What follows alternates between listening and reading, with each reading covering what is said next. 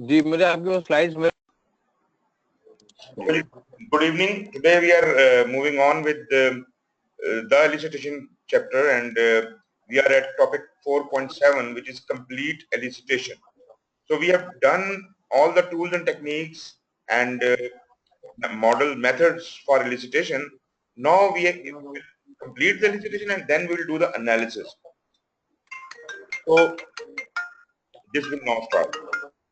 So in complete elicitation, what we need to do is we need to review the whole process, the all data we have collected during elicitation process. We have to check it. Before we can seal it, we have to ensure that this data is correct. We have to raise questions on it and maybe ask for more questions. And ultimately, elicitation will revolve again. We will go back to the stakeholders and ask those questions and clarifications, and ultimately further analysis will be carried out, and from further analysis more questions may raise until and unless there are no more questions and we are satisfied with the quality of information we have collected from the elicitation. Then we can only move on to the analysis process. So the elicitation process is an iterative process of alternating the steps of eliciting information and analyzing the information obtained. So we will keep circling in between eliciting information and analyzing that information. Until and unless it is verified and is okay, we will keep doing the progressive elaboration. So it can be considered a progressive elaboration of information. When information is analyzed, the quantity sometimes decreases because extraneous information is removed. You see, you have collected a lot of information during the elicitation exercise. When you start analyzing and collating it, you find a lot of trash data. So such information which is not required, which is poorly organized, or which is not contributing towards the purpose, we will delete that information, or we may have certain questions for clarifications. We can go back to the stakeholders and ask those questions. However, when the results are vague and open to interpretation, additional questions need to be asked and more elicitation sessions are then conducted. So we are asking for further clarification. The typical business analysis quandary is determining when the elicitation stops and analysis starts and for how long the work continues. So the process of analysis will only start when the elicitation has been completed. Till that time, we will keep, clarifying and adding information through elicitation. Once elicitation is done, then we can thoroughly analyze the data. I do not mean by saying that the elicitation is not a continuous process. Elicitation is definitely a continuous process and we will keep eliciting the information throughout the life of the project also, but we have to start from somewhere. So elicitation, the initial effort of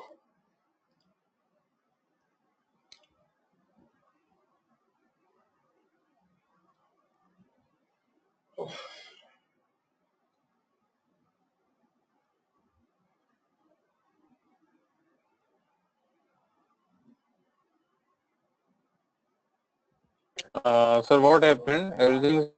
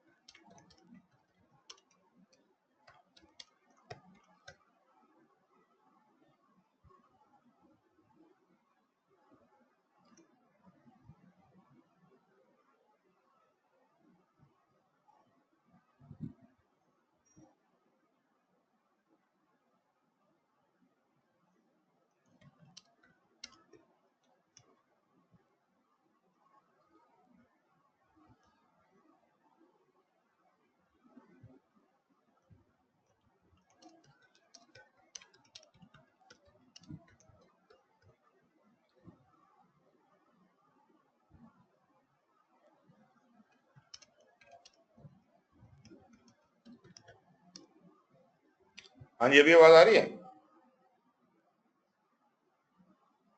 जी दिल?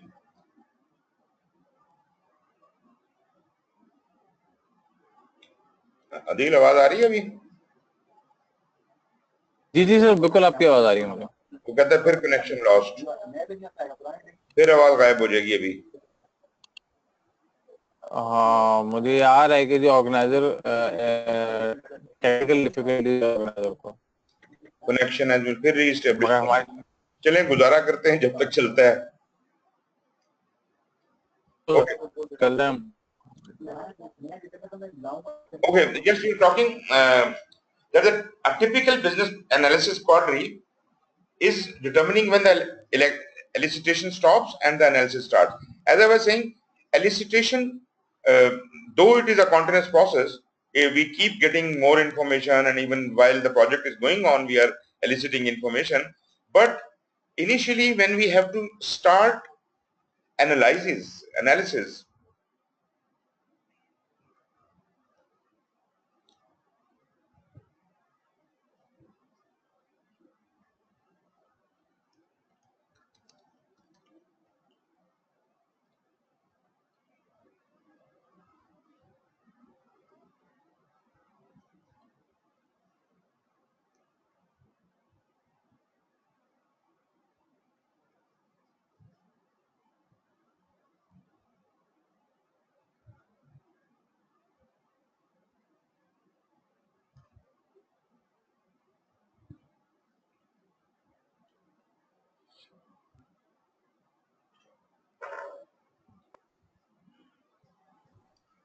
ये भी आवाज आ रही है?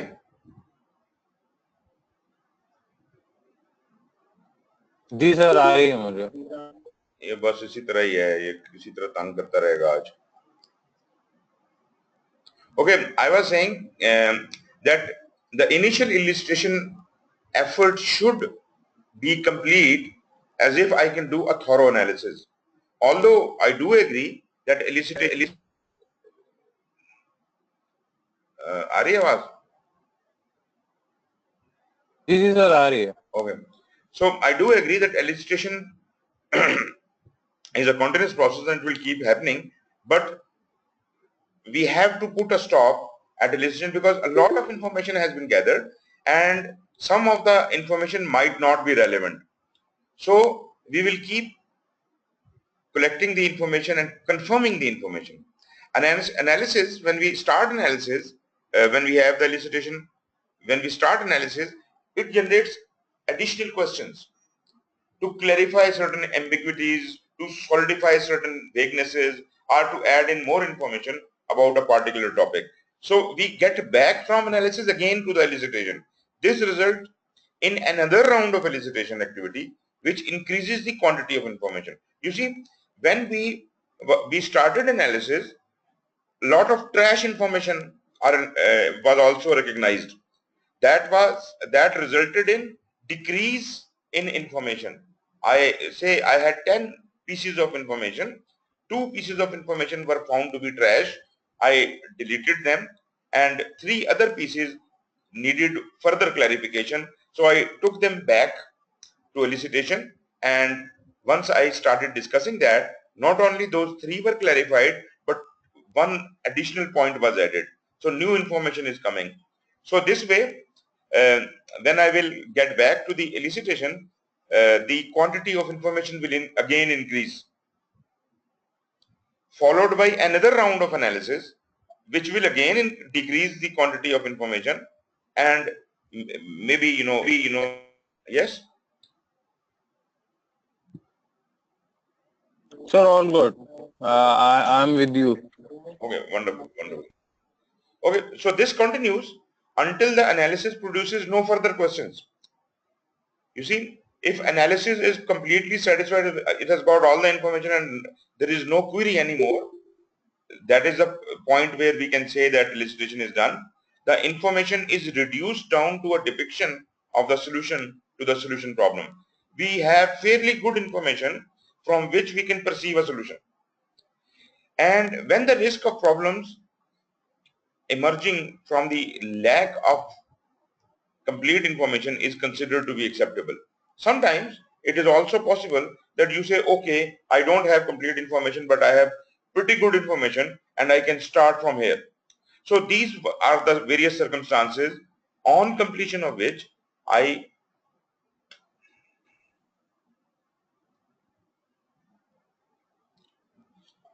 can you hear me now? Yes, sir, I am hearing you. I am again getting the same message. I thought I lost you. Anyways, so illustration will only end till when this cycle has completed. The question, answer, clarification session, this cycle has completed. As far as the adaptive life cycle is concerned, I'm like agile, it is a bit different. They need to plan sufficient time for illustration and analysis. Now, in agile projects, in adaptive life cycle, what happens is analysis is a continuous process with every iteration, with every scrum, with every sprint, we will have its own analysis. Therefore, we cannot do all the analysis in the beginning. So we have elicitation data information available with us. We will pick only uh, information for those items, user stories, which we are picking in the first iteration, and we will analyze them and clarify them. And when the next sprint will come, we will pick up more requirements and we can keep going like this. Still can hear me? Still can, okay. Do tell me when. Yes, sir. Sir, I have a question over here. Did So in yesterday's session, what we did is we elicited the information Mm-hmm. and we confirmed the information through follow-ups. Right. Okay? So this is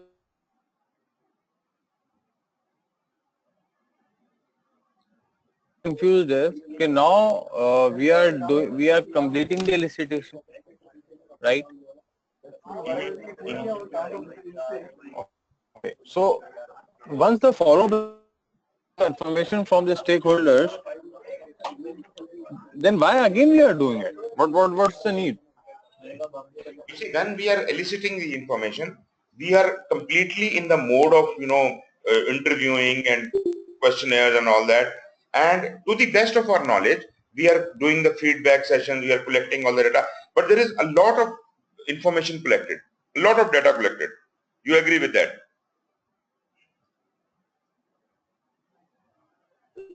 Right?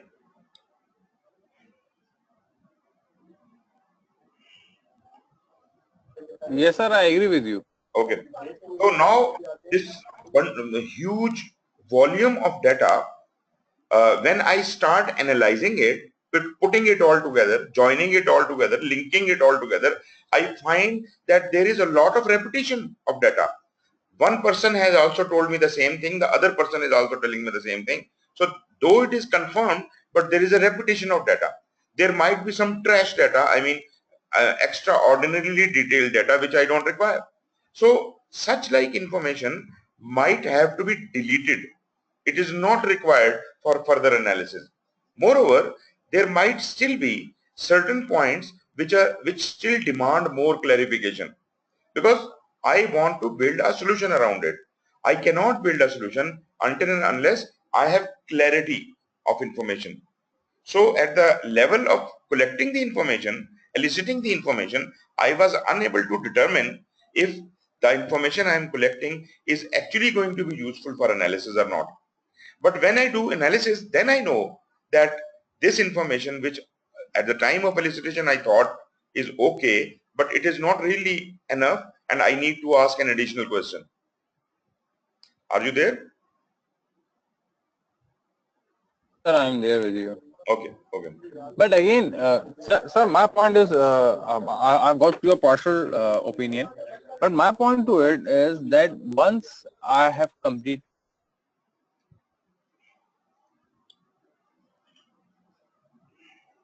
doing the follow-up, I come up with some more questions. Okay, so basically, I'm again into that elicitation cycle. Right. What I'm not getting out is that why am I going into another phase of confirmation of elicitation? Basic point है। आप मेरी बात समझे नहीं है। मैं ये कहना चाह रहा हूँ कि जिस वक्त आप एलिसिटेशन के मूड में थे, जब आप स्टेक होल्डर से मिलने गए थे, तो उस वक्त तो बहुत वाइड कैनवस था ना। वो भी कुछ कहेगा, कोई और भी कुछ कहेगा, जो जो कुछ कहेगा हम कलेक्ट कर लेंगे, बहुत सारी बातें इकट्ठी हो जाएंगी।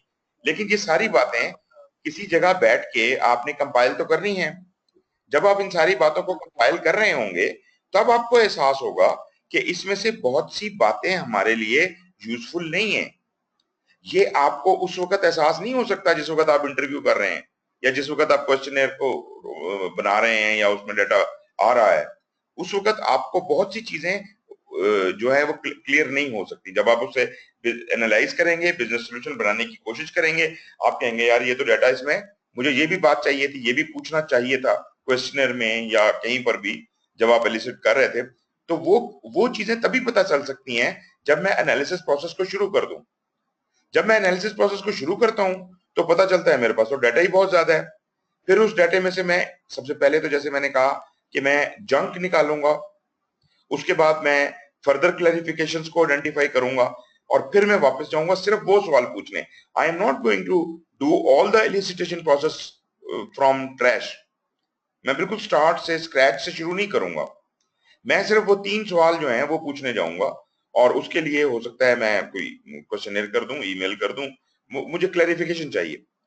वो क्लैरिफिकेशन आएगी जब तक मैं मुकम्मल तौर पे सेटिस्फाई नहीं होता कि अब बिल्कुल फिट हो गया है मामला। जैसे मैंने अभी आपको बताया कि या तो क्वेश्चंस बंद हो जाएं एनालिसिस की तरफ से कि यार सब कुछ क्लैरिफाई हो गया है, या फिर ये जो है हम ये डिसाइड कर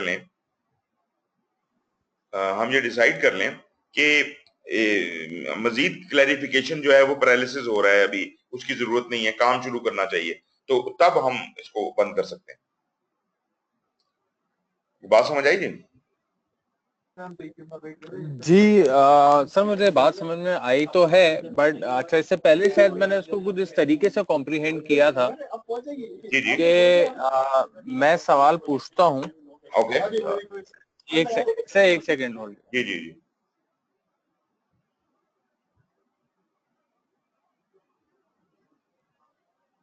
अच्छा सर, मैं अगर सवाल पूछता हूँ और मुझे उसका जवाब मिलता है, ठीक है, राइट। और मैं वापस आके मैं उसको लॉकआउट करता हूँ और मैं उसको कंपाइल करता हूँ, एंड आई केम अक्रॉस को मुझे 2 सवाल और पूछने हैं, हाँ। तो ये एक्टिविटी मेरे हिसाब से मेरे फॉलोअप जो हमारे लास्ट वो था उसमें फॉल कर रहा था कि मैं जाता, मैं और 2 सवालों की क्लैरिटी लेता, और फिर मैं आता और फिर मैं उसको अपने कंपाइलेशन का पार्ट बनाता, ओके। और फिर मैं उसको एंड में फिर मैं कंफर्मेशन लेता कि उसने मुझसे 50 बातें की थी, एग्रीड एग्रीड। जिसमें से 30 जंग थी, 20 काम की थी। जिसमें से पहली दफा में सिटिंग में मैंने 15 पूछ लिए थे, 5 मैंने बाद की सिटिंग में पूछे, तो वो तो ये सब कुछ उसी में ही हो गया था कवर। तो नहीं नो नहीं, टाइम में हो तो गया था, लेकिन मैंने अभी आपको क्या कहा है कि हम उस वक्त तक सवाल पूछते रहेंगे जब तक हमें क्लैरिफिकेशन मिल नहीं जाती। भाई हो सकता है कि आपका प्रोसेस इतना अच्छा था, आपने इतने अच्छे तरीके से सवाल पूछे कि वो बात एक दफा में क्लियर हो गई। हम जितनी दफा वापस जाएंगे उतनी दफा हम फॉलो अप में ही जा रहे हैं, उन सवालों की क्लैरिफिकेशन ही के लिए जा रहे हैं। हम दोबारा एलिसिटेशन के प्रोसेस में वापस घुस रहे हैं। जो फॉलो अप कर चुके हैं, उस फॉलो अप की एडिशन में हम मजीद फॉलो अप कर रहे हैं, सिर्फ उस सूरत में कि अगर कोई एम्बिग्यूटी रह गई है। अगर नहीं रह गई है तो वापस जाने की जरूरत ही नहीं है, बात खत्म हो गई। लेकिन वो ये बताने की कोशिश कर रहा है कि आप जितनी दफा भी आप एनालिसिस करने की कोशिश करते हैं, तो कोई ना कोई नई एम्बिग्यूटी निकल ही आती है, और जब तक सारी एम्बिग्यूटीज सेटल ना हो जाएं, तब तक आप वापस जाने का अमल खत्म नहीं करते। आपकी एलिसिटेशन तब तक कंप्लीट नहीं होती जब तक कि आप ऐसी स्टेज पे आ जाएं जहां आप कहें यार अब ठीक है, अब मैं सोल्यूशन बनाने के लिए मुझे जो चीजें चाहिए थी वो मुझे सही सही मिल गई हैं।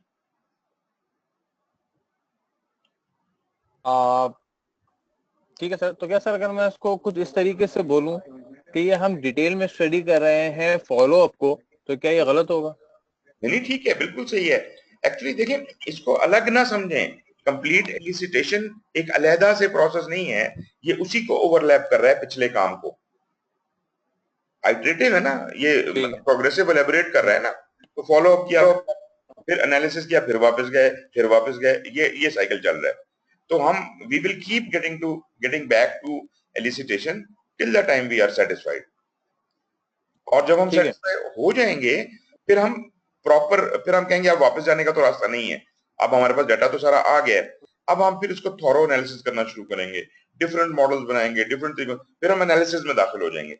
अभी तक हम आखिरी स्टेप में है, कंप्लीट एलिसिटेशन। ठीक है सर। तो सर ये जो हम बार बार जा रहे हैं, बार बार पूछ रहे हैं, तो ये तो हमने बेसिकली 3 मॉडल पढ़े थे, उसमें से एक आइटरेटिव था। नहीं, ये इसको, इस स्लाइड को भूल जाए अभी। इससे पहले पहले की जो बात है, ये मैं पिछली स्लाइड पे चला जाता हूँ। अच्छा। अभी मैं आपको सिर्फ आइटरेटिव की बात करने लगा था। प्रोसेस मैंने आपको बता दिया कि बेशक वो वाटरफॉल मॉडल हो, हम वापस जाते हैं, क्वेश्चन पूछने के लिए। अब मैं बात करने लगा हूं ओके। एजाइल। एजाइल में कैसे वापस जाया जाए, इसकी बात कर रहा था मैं। कि वैसे तो ये समझा जाता है कि हमें एडाप्टिव प्रोजेक्ट में या एजाइल प्रोजेक्ट में भी सफिशिएंट टाइम देना चाहिए एलिसिटेशन को और एनालिसिस दोनों को। लेकिन यहाँ पे होता जरा डिफरेंट है। एलिसिटेशन तो हो जाती है, कौन जिम्मेदार है? प्रोडक्ट ओनर जिम्मेदार होता है। प्रोडक्ट ओनर एलिसिटेशन तो कर लेता है, लेकिन सारे डाटे का थॉरो एनालिसिस नहीं कर सकता। प्रोडक्ट ओनर जब यूजर स्टोरीज बना रहा होता है, वो कहता है ना रिफाइंड प्रोडक्ट बैकलॉग बना रहा है, वो जब रिफाइंड प्रोडक्ट बैकलॉग बना रहा है उसमें किसी हद तक तो वो ये कार्रवाई करता है, थोड़ा मोटा मोटा एनालिसिस तो करता है। लेकिन जब तक रिक्वायरमेंट्स एक स्प्रिंट के अंदर जाएंगी नहीं और वो उसे करने की कोशिश नहीं करेंगे, तब तक नए क्वेश्चन राइज नहीं होंगे। इसका मतलब ये हुआ कि हर स्प्रिंट में हम दोबारा एनालिसिस शुरू करते हैं और उससे रेलेवेंट मजीद एलिसिटेशन की जा सकती है। ठीक है जी। तो बेशक आप यही समझ लीजिए कि हमने मोटी मोटी एलिसिटेशन क्लोज कर दी और हमने एनालिसिस करके और फिर हमने कहा अब काम शुरू करते हैं, पहला स्प्रिंट हमने शुरू किया।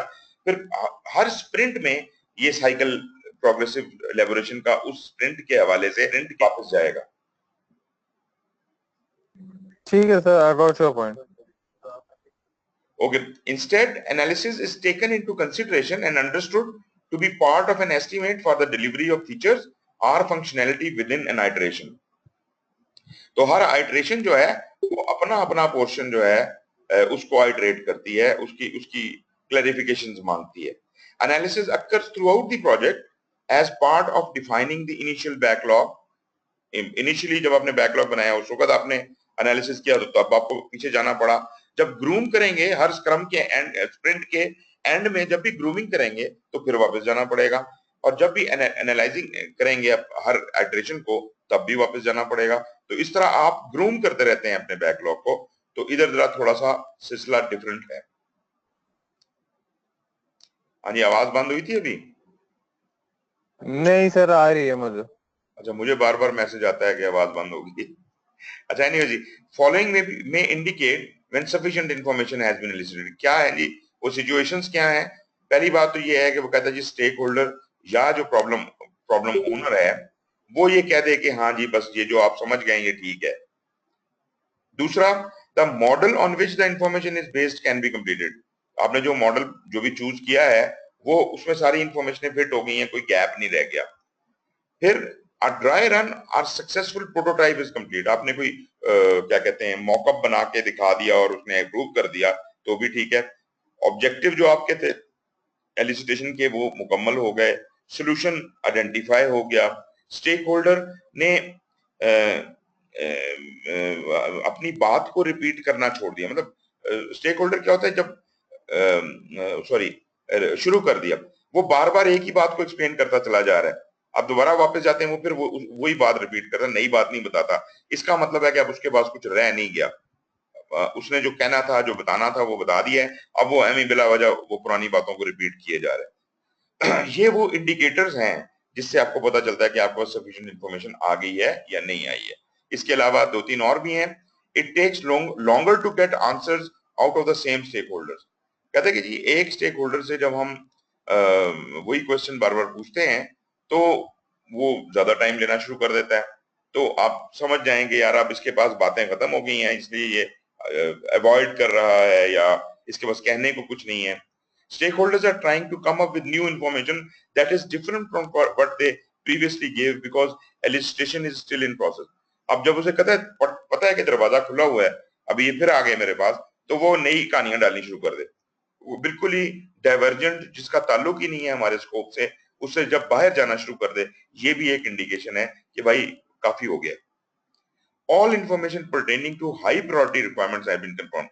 तो जैसे हम लीन प्रोजेक्ट्स के अंदर करते हैं या एजाइल में भी किसी हद तक करते हैं कि हम प्रायोरिटाइजेशन कर लेते हैं ना अपने काम की, और हम कहते हैं कि हाई प्रायोरिटी के काम जो हैं, जो आपके बैकलॉग जो बनता है उसमें जो ऊपर वाले काम है, जो हाई प्रायोरिटी वाले काम है, उनका डाटा आ गया है तो चलो काम शुरू करते हैं.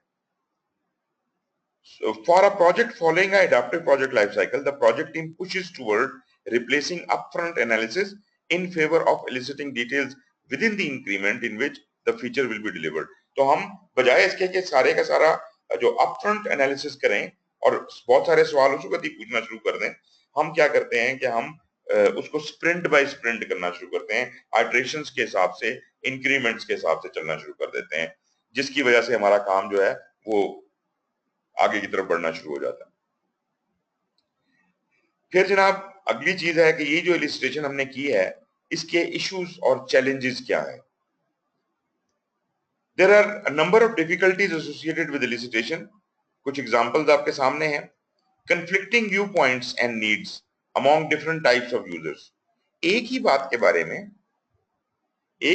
बारे में एक से ज्यादा यूजर या स्टेक होल्डर डिफरेंट बात बता रहे हैं, तो लाजमी बात है कि ये गड़बड़ आ गई ना यहाँ पर.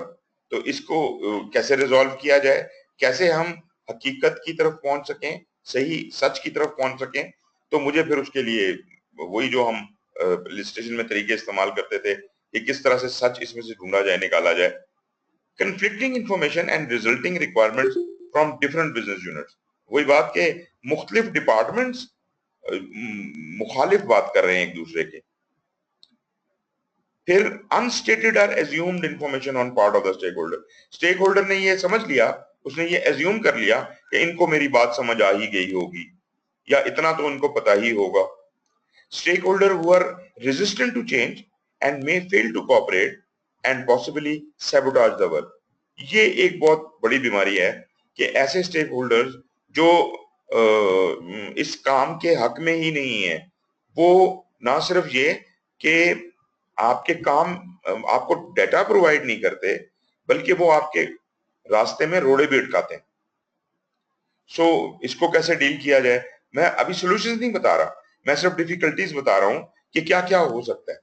तो इन चीजों को आप एक्सपीरियंस भी करते होंगे और लाजमी बात है आपने कोई ना कोई सोल्यूशन भी निकाला होगा, और सोल्यूशन हैं भी और उनको इस्तेमाल भी किया जा सकता है. लेकिन इस वक्त हम सिर्फ मुश्किलात को डिस्कस कर रहे हैं. Inability to schedule time for interviewing or elicitation sessions because stakeholders cannot take time away from their work. ये प्रॉब्लम तो बड़ी ही कॉमन है. आप पिलर टू पे पोस्ट भाग रहे हैं, आपने टाइम लिया हुआ है, अगले के पास जाते हैं, वो कहते हैं वो साहब तो मीटिंग में चले गए, अभी आप बैठ जाएं, इंतजार करें, पता चले जी वो आज मीटिंग कैंसिल कर दी उन्होंने और अब आप परसों आए. तो मेरा मतलब है कि वही इंफॉर्मेशन जो थोड़ी सी देर में हासिल की जा सकती थी, अब उसके पीछे आप रोते फिरेंगे और इन डेफिनेट टाइम के लिए एक्सटेंड हो जाएगी. तो आपका सारा स्केड्यूल डिस्टर्ब हो जाएगा जिसके तहत आप ये डाटा इकट्ठा करते फिर रहे थे. Inability of stakeholder to express what they do और what they would like to do. वो स्टेक होल्डर अपनी बात कन्वे ही नहीं कर पा रहा, या तो उसको पता नहीं है और या उसे कन्वे करना नहीं आता. Inability of stakeholder to refrain from focusing on a solution. वो जनाब डाइवर्सिफाई कर जाता है. आप उसे एक फोकस टॉपिक के ऊपर बात कर रहे हैं और वो कहता है देखें ना सर आज मौसम कितना अच्छा है, मौसम से याद आया फलानी चीज भी करानी थी हमने. तो मतलब इररेलेवेंट बातों की तरफ बार बार खिसक जाता है उसको. अब ये सारे तरीके तो आपको पता ही होंगे कि जनाब अगर ऐसा कोई करे उसको फोकस रखने के लिए क्या करना चाहिए और वगैरह वगैरह. तो ये वो तरीके हम जरूर इस्तेमाल करेंगे, मगर ये वो डिफिकल्टीज हैं जो हमें फेस होती हैं. इसी तरह एलिसिटेशन में कुछ इश्यूज और चैलेंजेस भी हैं. ये एक लिस्ट है जो एलिसिटेशन के चैलेंजेस की है. मिसाल के तौर पे the business analyst can not gain access to the right stakeholder. पहले तो ये आइडेंटिफाई करना कि किससे इंफॉर्मेशन लेनी है, ये मुश्किल हो रहा होता है आपके लिए, और जब आइडेंटिफाई हो भी जाता है तो आप उसको अप्रोच नहीं कर पा रहे होते। वही बात जो हमने पहले डिफिकल्टीज में डिस्कस की, उसके पास टाइम नहीं है, पहले तो पता ही नहीं चलता। मिसाल के तौर पे मैं जब उस ऑर्गेनाइजेशन में एनएचए की बात कर रहा था, जब मैं गया तो हमें तो नहीं पता था ना कि इस ऑर्गेनाइजेशन का स्ट्रक्चर क्या है और किसके पास क्या इंफॉर्मेशन है।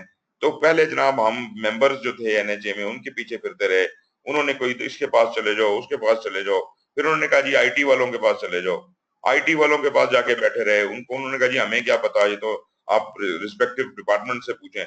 वो करते कराते घूमते घामते फिर पता चला कि ये स्टेक होल्डर है। अब वो जो रिस्पेक्टिव डिपार्टमेंट थे, उनके जो डीजीज थे, उनसे हम टाइम मांगते थे, वो टाइम अव्वल तो वो बिजी बने हैं, फिर उनको जब टाइम उन्होंने दे भी दिया तो ये कई बार हमारे साथ ये हुआ कि हम जाकर इंतजार कर रहे हैं और साहब मौजूद ही नहीं है, सीरियसनेस नहीं है। Stakeholders do not know what they want, ये भी बात हमने पहले की कि उसको पता ही नहीं है। Stakeholder having difficulty defining their requirements, ये भी बात हमने की। Stakeholders are not providing sufficient detail to develop the solution, इसकी कोई भी वजह हो सकती है, हो सकता है कि वो देना ही ना चाहता हो या वो दे सकता ना हो। अच्छा जी, the following point list some elicitation challenges and a few suggestions for meeting these challenges. अब ये तो हमने चैलेंजेस तो पहले बात कर दी थी ना, इन उन्हीं चैलेंजेस को अब हम एक एक करके देखते हैं और देखते हैं इनका सोल्यूशन क्या है। पहला हमने कहा था कि business analyst can not gain access to the right stakeholder, अगर आप नहीं गेन एक्सेस कर सकते तो क्या करना चाहिए। Common issue business analyst face during the elicitation process is the inability to directly interact with the actual user of the product और सिस्टम, ऐसा होता है। As a result, user interfaces or processes may need to be developed without access to or input from those who are directly impacted by the proposed changes. तो हम इस तरह के user interfaces या प्रोसेसेस को डेवलप करने की कोशिश करते हैं कि हमें, जिसे कहते हैं कि उसको डाइवर्ट करके हम उसके सेकंड नंबर से या बाकी स्टाफ से वो इंफॉर्मेशन कलेक्ट करने की कोशिश करें, कोई डाइवर्जेंस निकालें। The business analyst can address this issue by focusing on the information, not the individual. उसे एक बंदे के पीछे भागना छोड़ दें और ऑर्गेनाइजेशन में और सोर्सेज देखें हम। जी जी, हाँ जी, आवाज आ रही है? जी सर आ रही है, थोड़ी मुश्किल है सुनने में बट फिर भी आ रही है। यार आई एम सॉरी, या फिर क्या किया जाए इसका। चलें हम चलते हैं, देखते हैं। Sometimes the desired information. जी करता आगे। जी, क्या कह रहे हैं? मैं वही कह रहा हूँ सर, आधा घंटा मैं बस यही अर्ज कर रहा था कि आधा घंटा सेशन और करते हैं, हाँ जी, क्योंकि काम बड़ा है हाँ और ठीक मैं है, काफी स्लाइडें कवर करनी है, बहुत तो मोमेंटम नहीं तोड़ता जी। अच्छा ये sometimes the desired information is available from multiple sources. तो डॉक्यूमेंटेशन में वो चीज दी हुई है, ट्रेनिंग मैनुअल्स में दी हुई है, प्रोसीजर्स में दी है, तो हम उधर से जाके देख लेना, हम क्यों इस एक आदमी के पीछे भागे फिर रहे हैं। Business analyst may look to these other sources when gaining access to stakeholders. तो ये बात हो गई। उसके बाद sponsor, project manager and project team need to be fully aware when these situation arise. जब इस तरह की सिचुएशन आती है ना, तो आपको पहले से उसके लिए तैयार होना चाहिए, because moving ahead without the right stakeholder often leads to solution that business never accepts. फिर आ जाता है जनाब, stakeholder do not know what they want. It can be frustrating trying to elicit requirements from the stakeholders who do not know what the product is that they are asking for. वो पता ही नहीं है उसको, he has no idea कि वो क्या कहना चाह रहा है और क्या हो रहा है। There is a sense that the business stakeholders want to try various features until something works. ये भी बात आपने देखी होगी कि वो जनाब आपके साथ तजर्बे कर रहे हो, जब आप उनसे पूछते हैं जी आपको क्या चाहिए, वो कहते हैं कोई ऐसी चीज हो जो ऐसा करती हो, आप कहते हैं अच्छा तो ये इस तरह की, वो आपसे आइडियाज उल्टा ले लेके अपनी रिक्वायरमेंट बढ़ा रहा होता है। But there is a schedule pressure to produce sufficient requirement for the solution development team. हम उसके साथ लंबी कहानियों में नहीं जा सकते, हम उससे इनडेफिनेट गप्पे नहीं मार सकते। To address this challenge using technique such as prototyping और स्टोरी बोर्ड, जो आप पढ़ चुके हैं, may help the stakeholders visualize each of the possible solutions.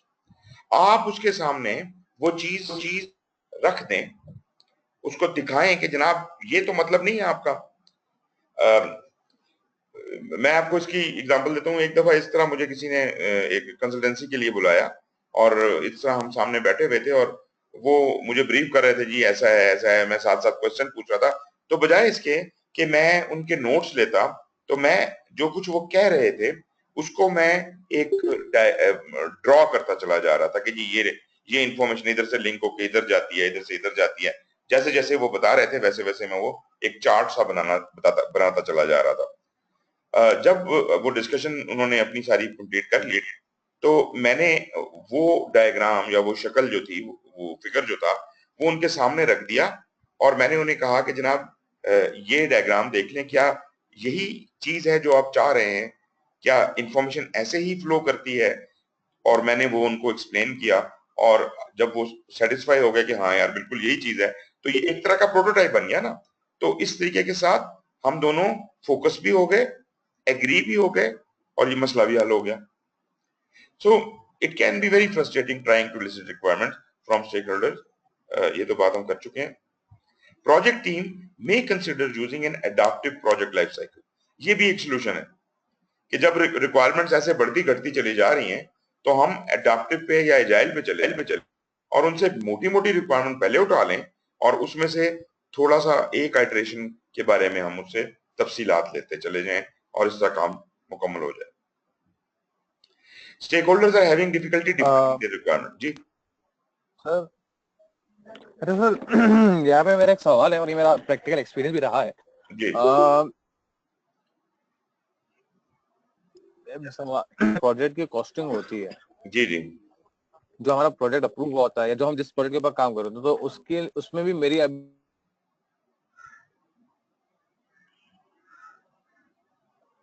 आवाज नहीं आ रही। सर, अब आ रही मेरी आवाज? हाँ जी हाँ जी।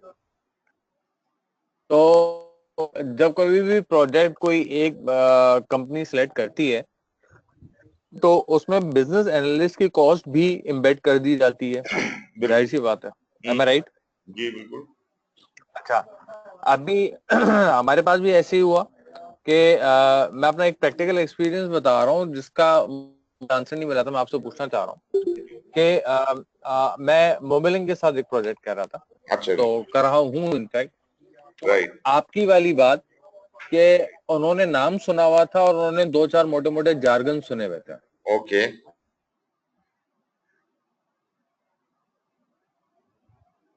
तो रादर देन वो कोई डेफिनेट आंसर कर पाते मुझे, उन्होंने वो जार्गन्स बताया और रेफरेंस देना शुरू कर दिया, वहां ऐसा होता है, वहां ऐसा होता है, वहां ऐसा होता है।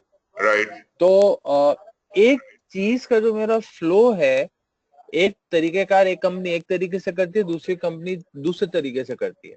जी बिल्कुल बिल्कुल। और वो लोग जो थे, उन्हें जो बनवाना था, वो दोनों पे मुत्तफिक थे कि हाँ भाई ये दोनों अच्छे तरीके हैं। जी और जो स्टेक होल्डर्स थे, दोनों की चॉइसेस भी अलग अलग थी। ठीक है।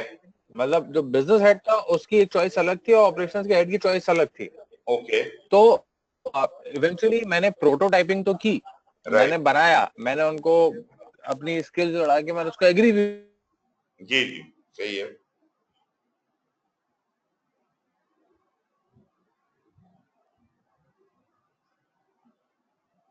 रिलेट कर रहा हूँ कि मेरी जो बेसिक कॉस्ट थी, मैंने लगाया था कि एक महीने के अंदर मैं रिक्वायरमेंट एलिसिटेशन कर लूंगा। जी जी जी मगर इस सिचुएशन में एंड अप हो गए, मेरी कॉस्ट तो डबल हो गई, मुझे 2 से 2.5 महीने लग गए, क्योंकि मुझे रिसर्च भी करनी पड़ी और फिर मुझे दो फ्लेवर्स बनाने पड़े, फिर प्रोटोटाइपिंग करनी पड़ी। तो व्हाट यू से इन दिस सिचुएशन? सर ये बिल्कुल जायज है, ये करना चाहिए, लेकिन इसमें इस बात का ख्याल रखना है कि कहीं ऐसा ना हो कि बिजनेस एनालिस्ट ये जान के काम को लंबा कर ले और अपनी कॉस्ट बढ़ाता चला चला जाए। अगर तो जेन्युइन है तो लाजिम बात है कि आपकी कोशिश तो यही होगी कि जल्द अज जल्द आप किसी नतीजे पे पहुंचे। लेकिन अगर टाइम लगना ही है तो जरूर लगेगा और उसमें कॉस्ट बढ़ेगी भी, उसे कोई फर्क नहीं पड़ता। लेकिन इस बात का जरूर ख्याल रखें कि कहीं इंटेंशनली तो ये इंक्रीज नहीं किया जा रहा। This will damage. Okay sir. और दूसरी इसमें एक और बात भी है कि आपने कहा बिजनेस एनालिस्ट की कॉस्ट प्रोजेक्ट में शामिल होती है। मुझे इसमें एतराज कोई नहीं है, लेकिन दरअसल बहुत सी और कॉस्टें भी हैं जो प्रोजेक्ट में शामिल होती हैं।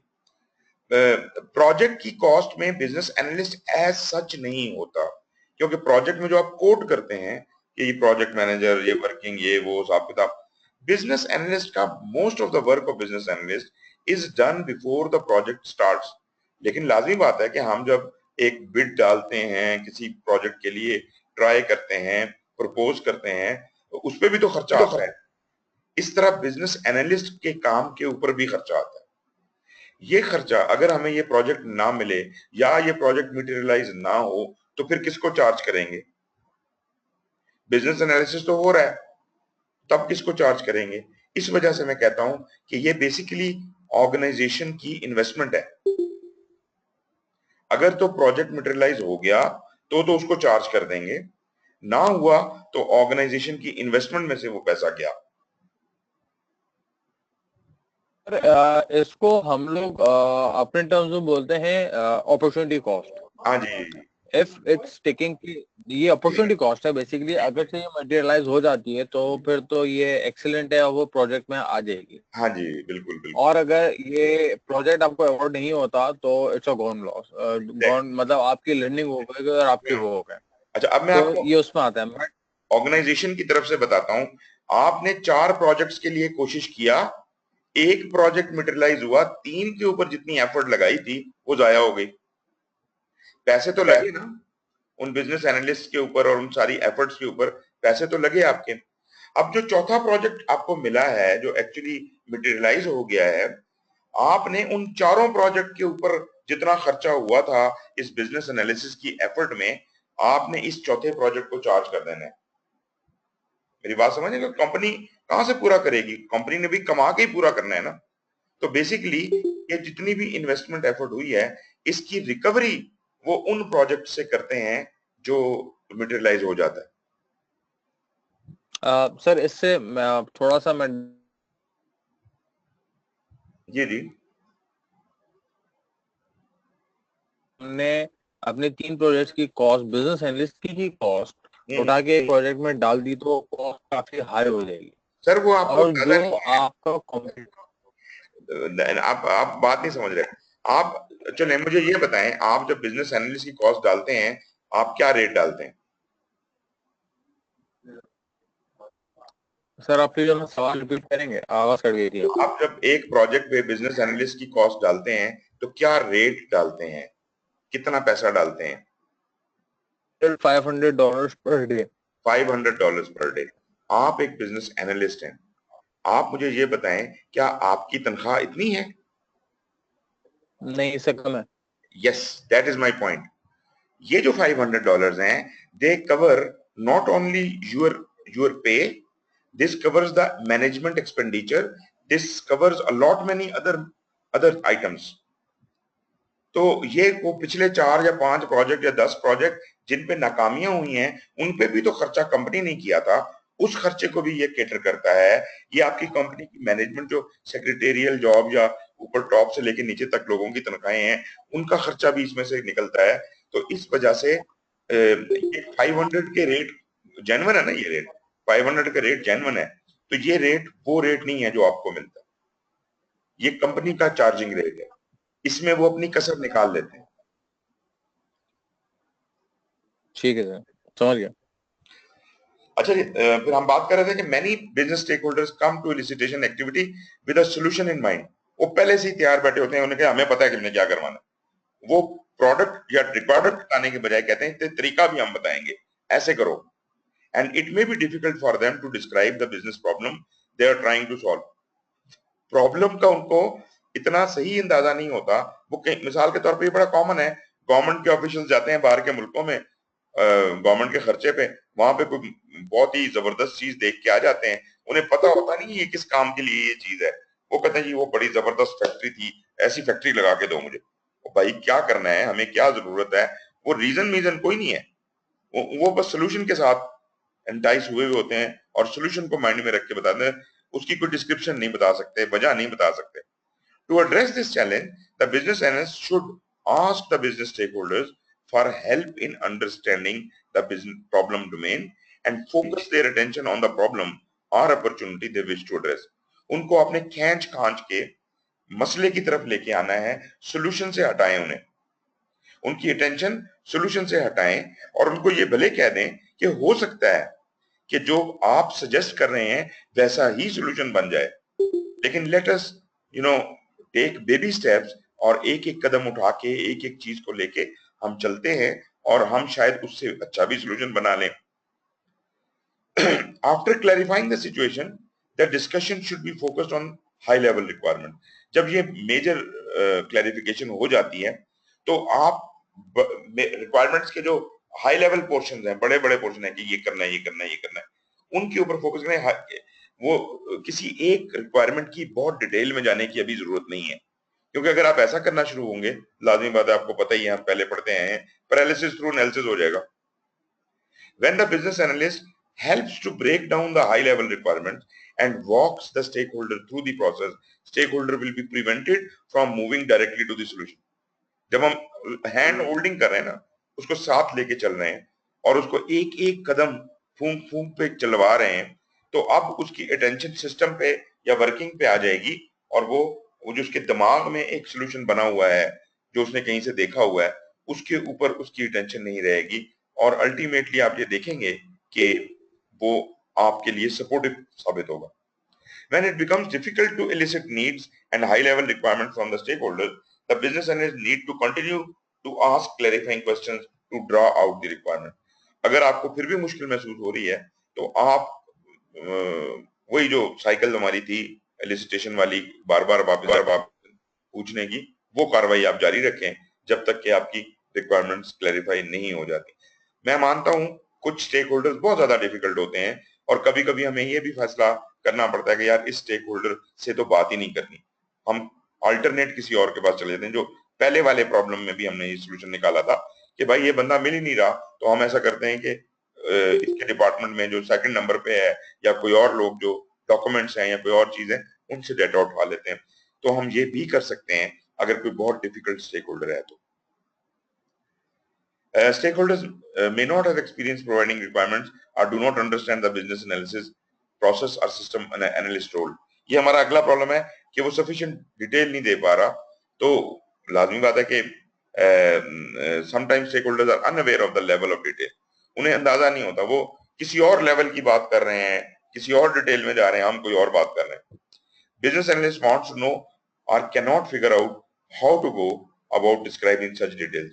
वो बिल्कुल एक बात इधर की है, एक उधर की है, एक कम डिटेल, एक ज्यादा डिटेल, तो नहीं पता होता स्टेक होल्डर को। To address this issue, the business analyst should try to elicit requirement through visual modelling techniques. मतलब उसको जैसे कहते हैं ना कि डिसिप्लिन में लाने के लिए आप उसे विजुअली करके दिखाएंगे, सर ये बात तो ये होगी, बोर्ड पे चले जाएं, ब्लैक अपना व्हाइट बोर्ड के ऊपर आप उसको वो चीज बना के देखेंगे, सर ये आइटम तो हमने डिस्कस कर लिए हैं, अब ये वाले की बात करें, सर ये ज्यादा डिटेल हो गई है, इसको जरा इसकी डिटेल निकाल लेते हैं। Engaging stakeholder in modeling can open up dialogue and may not be possible through interview, questions, surveys and state discussion. इसके लिए आपको सबसे appropriate जो होगा ना फोकस ग्रुप होगा। तो ऐसे स्टेक होल्डर्स जो आप समझते हैं कि जिनके साथ डिस्कशन करने की जरूरत है, उनको आप फोकस ग्रुप में लाते हैं। और वही बात कि अगर ज्यादा लोग हो जाएं तो नेचुरली हम फैसिलिटेटेड वर्कशॉप में जाते हैं, लेकिन फैसिलिटेटेड वर्कशॉप बहुत ज्यादा यूजफुल नहीं है इस काम के लिए, बहस करने के लिए। जितने कम लोग होंगे उतना बेटर है। हमने कहा 5 से 8 लोग हों तो आप फोकस ग्रुप करें और उनके दरमियान डिस्कशन सूझबूझ साबित हो सकती है। Ask stakeholders to help complete a workflow or to assist with breaking down a problem into a hierarchical model. This process focuses the stakeholder on completing the visual elements. जब मिसाल के तौर पे मैंने आपको एक इंडेक्स दिखा दिया कि जी मैंने कोर्स ऐसे कवर करना है, अब मैं कहूँ कि जब हम चौथे पॉइंट पे पहुंच गए, 5वें पे पहुंच गए, तो उसको भी पता चलता है हमारी क्या प्रोग्रेस जा रही है। So this is a very good approach. अब जैसे हमने कहा ये 4.7 हम डिस्कस करें, आपको पता है यार इसमें तो 4.15 तक है, तो हम अभी तक तो आधे में पहुंचे। तो इस तरीके के साथ उसको कुछ तसल्ली होती है कि कितना काम हो गया। ये तो होगी जी एलिसिटेशन, और उसकी हमने कंप्लीट भी कर ली और हमने स्टेक होल्डर का मसला भी देख लिया। अगला टॉपिक जो है वो है कि अब एनालिसिस शुरू करने लगे हैं हम रिक्वायरमेंट्स का। और जैसे मैंने कहा कि यहाँ बहुत ज्यादा तसल्ली नहीं करनी, analysis is 4.9, we have to go till 4.15, काफी लंबा सफर है जो हमने भी करना है। एनालिसिस को हम कवर करेंगे 3 पॉइंट्स में। एनालिसिस को डिफाइन किया जाएगा, थिंकिंग अहेड अबाउट एनालिसिस, और फिर ये देखा जाएगा व्हाट टू एनालाइज। अभी हम प्लान फॉर एनालिसिस कर रहे हैं, पहला कदम। ये जो हमने कहा 4.9 एनालाइज रिक्वायरमेंट्स, इसका पहला कदम है प्लान फॉर एनालिसिस। और प्लान फॉर एनालिसिस में हम ये एनालिसिस को डिफाइन कर रहे हैं, थिंकिंग अहेड कर रहे हैं और व्हाट टू एनालाइज कर रहे हैं। एनालिसिस को सर प्लानिंग तो हमने पिछले बार, जी जी प्लानिंग तो हमने पीछे वाले डोमेन में कर ली थी ना, ये तो हम एनालिसिस वाले डोमेन में आके खड़े हुए हैं। जी जी, हमने उस वक्त ओवरऑल बिजनेस एनालिसिस प्लानिंग की थी, ओवरऑल बिजनेस एनालिसिस प्लानिंग की थी कि जनाब मोटा मोटा काम कैसे चलेगा, किन ऑर्डर में काम होगा। ठीक है। अब जो हम कर रहे हैं, अब हम एनालिसिस को प्लान कर रहे हैं तफसील के साथ। बड़ा डेलिब्रेट काम है कहने। सर आपकी आवाज कट गई है। अच्छा, सर आपकी आवाज कट गई है, मुझे आवाज नहीं आ रही। ओके, हेलो, अब आ रही? हेलो सर, आपको आवाज आ रही है मेरी? जी जी आ रही है, आ रही है। जी जी, आप बताइए। यार I can't do anything about this, बस बता दिया करें ना। अच्छा, मैं ये कह रहा था कि ये वो जो एनालिसिस था वो बिजनेस, नहीं सर, कोई मसला नहीं। वो जो एनालिसिस हमने प्लान पहले किया था वो ओवरऑल बिजनेस एनालिसिस प्लान का था। वो प्लान अभी हम जो कर रहे हैं, हम कह रहे हैं एलिसिटेशन हो गई है, एनालिसिस हम शुरू करने लगे। एनालिसिस को किन स्टेप्स में करना है, पहले हम वो प्लान करेंगे, फिर वो स्टेप्स करेंगे, वगैरह वगैरह वगैरह। तो one of the primary activities, जी जी सर इसका मतलब ये हुआ हम दोबारा प्लानिंग के फेज में आ गए। हम दोबारा प्लानिंग की फेज में नहीं आए, हम एनालिसिस के अंदर एनालिसिस को प्लान कर रहे हैं। हमने जो एलिसिटेशन उठाई है ना, अब डाटा मेरे पास कंप्लीट है, डाटा मेरे पास कंप्लीट है, एलिसिटेशन खत्म होगी। अब मैं एलिसिटेशन से अगला स्टेप है प्लानिंग एनालिसिस का। एनालिसिस करने से पहले मैं उसकी तफसीली प्लानिंग कर रहा हूँ। पहले जो मैंने ओवरऑल बिजनेस एनालिसिस प्लानिंग की थी, उसमें plan for elicitation, plan for analysis और वो सब चीजें वो ब्रॉडर लेवल पे की गई थी। अभी मैं तफसील में जा रहा हूँ। अच्छा, तो सर अगर मैं इसको, सॉरी मैं थोड़ा सा आपको पी रहा हूँ आज, जी जी मगर थोड़ा सा ना बेसिक्स हिल रही थी मेरी। बेसिकली इसका मतलब ये हुआ कि मेरा जो प्लानिंग का जो डोमेन है उसके अंदर मैं हाई लेवल प्लानिंग करता हूँ, ठीक है। उसके बाद जो मेरा एनालिसिस का जो है उसके अंदर मैं एलिसिटेशन करता हूँ, जी और उसके बाद मैं एक प्लान भी बनाता हूँ फॉर एनालिसिस। हाँ जी, देखिए ना आप इसमें ये देख लीजिए, ये स्टेप्स जो हैं ये कोई बहुत बड़े स्टेप नहीं है। हम कह रहे हैं कि हमने ये डिफाइन करना है, डाटा मेरे पास है, इंफॉर्मेशन मेरे पास है, मैंने ये डिफाइन करना है कि इस इंफॉर्मेशन की रोशनी में मुझे क्या मेरे एनालिसिस की डेफिनेशन क्या होगी, स्पेसिफिकली ये जो इंफॉर्मेशन है इसमें क्या एनालाइज करना है। उसके बाद मैं फॉरवर्ड देखता हूँ, thinking about ahead about analysis, कि इससे क्या नतीजा निकलेगा, और उसके बाद मैं ये स्पेसिफाई करता हूं कि किस किस आइटम को एनालाइज करूं। ये है मेरी डिटेल प्लानिंग इस स्टेज के ऊपर। वो जो आपने पहले बिजनेस एनालिसिस प्लानिंग की थी, उसमें आपने प्रोसीजर्स, तरीकेकार, पॉलिसीज, उनको असर्टन किया था।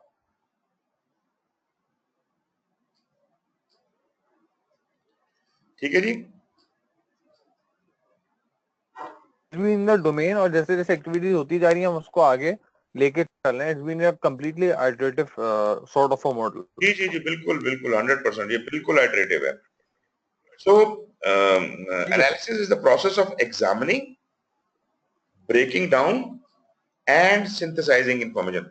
मतलब ये है कि हमने उस इंफॉर्मेशन का तिया पांचा कर देना है, हमने उसको देखना है, उसके टुकड़े कर रहे हैं, एक एक टुकड़े को हमने अच्छी तरह से सिंथेसाइज करना है, उसको अंडरस्टैंड करना है, उसको कंप्लीट करना है, और फिर उसको इंप्रूव भी करना है। So analysis entails looking closely at the parts of the information and how they relate with one another।